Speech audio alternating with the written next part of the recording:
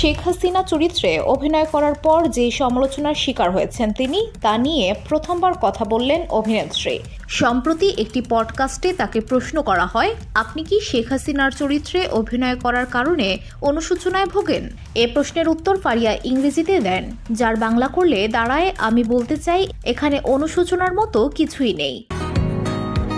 বসুন্ধরা, উত্তরা, বনশ্রী, কুড়িল ও বাড্ডা সহ রাজধানীর বিভিন্ন স্থানে অভিজাত ও অত্যাধুনিক মানের ফ্ল্যাট কেনার এক নির্ভরযোগ্য প্রতিষ্ঠান প্লেজেন্ট প্রপার্টিজ লিমিটেড।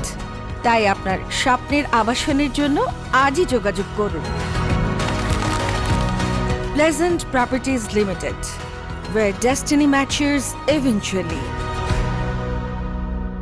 আমরা শিল্পীরা 5:30টায় ঘুম থেকে উঠে গভীর রাত পর্যন্ত কাজ করি। এর পেছনে অনেক শারীরিক পরিশ্রম যায়।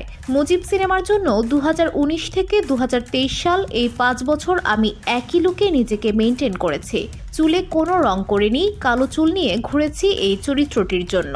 একটা নির্দিষ্ট পরিমাণ শারীরিক ওজনের মধ্যে থাকতে হয়েছে। তিনি বলেন, আমি বলতে চাইছি এই সিনেমার জন্য আমি আমার জীবনের দীর্ঘ 5 বছর দিয়েছি। ফলে সেই কাজটিকে নিয়ে যদি অনুশোচনা করি তাহলে আমার পেশাকেই অপমান করা হবে। নুসরাত বলেন, এই সিনেমার জন্য আমি যে পরিস্থিতি পার করেছি বা এখনো করছি তা আমার ভাগ্যে লেখা ছিল বলেই মনে করি। এটা খণ্ডানোর ক্ষমতা আমার ছিল না। একটি দেশের সরকারি পর্যায় থেকে কোনো কাজের প্রস্তাব এলে তার নিজের অত পছন্দ না হলেও মানা করা যায় না।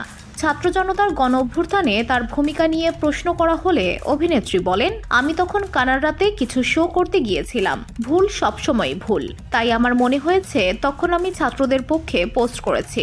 আমার সামাজিক মাধ্যমে ঘাটলে সেটি দেখতে পাবেন। VOD Bangla news desk.